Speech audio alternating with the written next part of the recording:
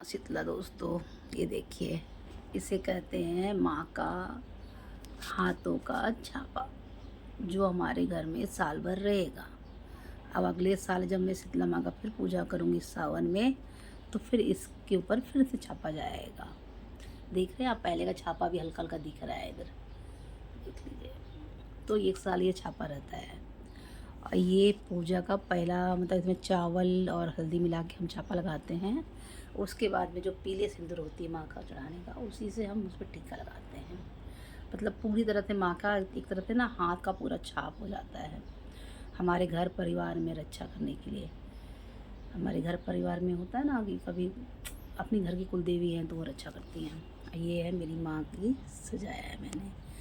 माँ को बनाने के लिए हम जो साड़ी चढ़ाते हैं, उसी साड़ी को ऐसे अच्छे से बढ़िया से बना करके, और इस साड़ी के चारों कॉर्नर पे हल्दी जो इसको लेप लगाया है मैंने, उसी को चारों कॉर्नर लगाया जाता है। और ये हो गया मेरा प्रसाद रेडी।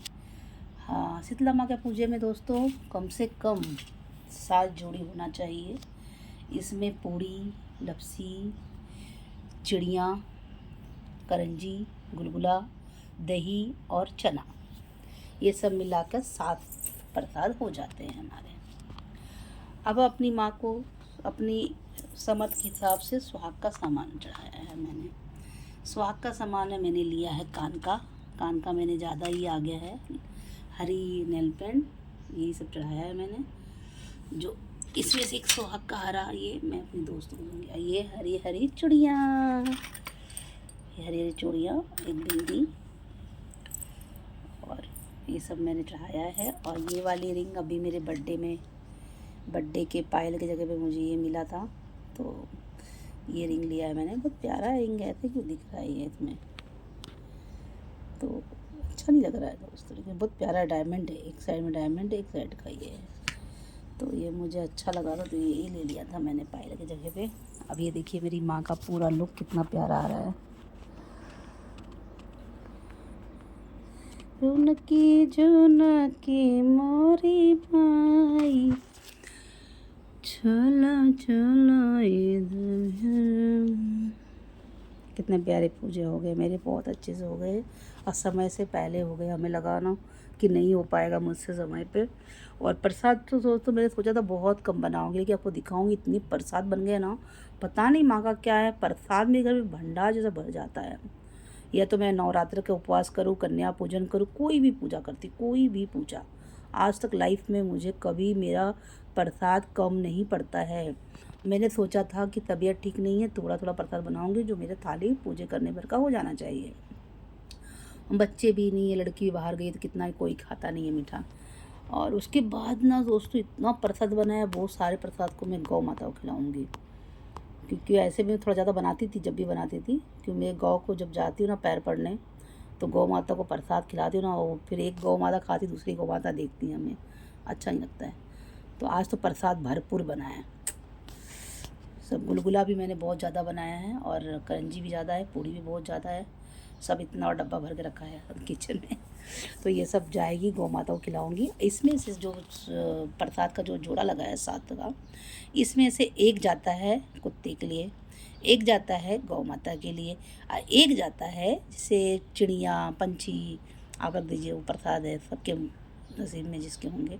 अब बाकी के जितने थाली के प्रसाद बनते हैं बचते हैं, 4 प्लेट, 7 में से 3 तो हमारा चला गया, 4 में से अपने घर के मेम्बर ही प्रसाद खाना चाहिए। वो जिससे घर का मेम्बर बोले तो कहता, जैसे मेरा देवर घर में दे सकती हूँ, मेरे सासू माँ को दे सकती हूँ, सबको दे सकती हूँ, लेकिन किसी बाहर वाले को ये प्रसाद नहीं दे सकती मैं जल्दी, क्योंकि हमें नहीं पता ना वो प्रसाद खा के क्या करने वाले हैं। इसके लिए ये घर की प्रसाद है, तो ये अपने घर वाले ही खाएंगे। और बताइए आप लोगों को मेरी पूजा कैसी लगी। और मैं अपना फेस लेने दिखा रही हूँ कि मेरी तबीयत ठीक नहीं थी, मैं साड़ी नहीं पहन पाई हूँ, बहुत जल्दी जल्दी में हो पाया, पता नहीं बहुत चक्कर आ रहा है, एकदम बीपी लो हो गया है, लग रहा है, हिम्मत नहीं हो रही थी। लेकिन माता रानी की कृपा है कि सब कुछ अच्छे से मैंने कर लिया। मैं बहुत डरते डरते कि रात भर सोई भी नहीं हूँ, क्योंकि तबीयत वजह से उल्टी वुल्टी करके थक गई थी मैं।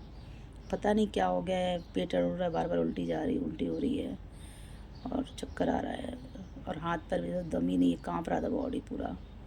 और भूख प्यास तो इतना लगी है थी ना, क्या बताऊँ। अभी सुबह भी प्रसाद बना रही थी ना, ऐसा लग रहा था माता परीक्षा ले रही है मेरी कि मैं कुछ खा लूँ इसमें से, लेकिन मैंने बोला नहीं, ये तो परीक्षा ही है। पता नहीं इतनी प्यास इतनी भूख लगी है ना। देखिए ना, अभी पूजा कर लिया ना मैंने माँ को। अब प्रसाद, अब तो ये प्रसाद मैं खा सकती हूँ, लेकिन देखिए अब पूजा हो गया, भूख भी मेरा शांत हो गया। ये बात इसलिए बता रही हूँ कि आज मैं सुबह से ही नोटिस कर रही उठी हूँ ना, इतना ज़ोर से भूख, इतना ज़ोर से भूख ना दोस्तों, कि मैं पागल हो जाती है। ऐसा लग रहा था कुछ खा लूँ, ऐसा बनाते बनाते मन करता ना कि उसमें से कुछ प्रसाद खा लूँ मैं।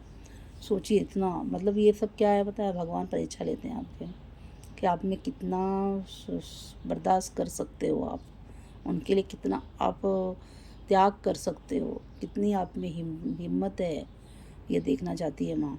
समझ गए। अब देखिए कितना पूजा पाठ होने के बाद ये प्रसाद खा करके, मैं अभी प्रसाद खा करके बैठूँगी, यहाँ से उठूँगी तो थोड़ा सा प्रसाद लेकर ही उठूँगी मैं अपने लिए। और सारे प्रसाद को एक थाली से ही बिठा के रख दूँगी। और ये सारा जो सामान है अभी नहीं उठेगा, ये उठाऊँगी 10-11 बजे के आसपास, अभी तुरंत का तुरंत नहीं उठाऊँगी। और रही बात ये सिर्फ रह जाएगी। यहाँ मेरे खाटू श्याम जी प्यारे से, ऊपर मेरी माता जी हैं, और मेरा लड़का सो रहा है, और मेरे हस्बैंड भी इस साइड में हो गए, सो रहे हैं। इन्होंने गद्दा फोल्ड कर दिया इतना, इधर सो गए खुद। Bye bye. जय माता जी, जय माँ शीतला।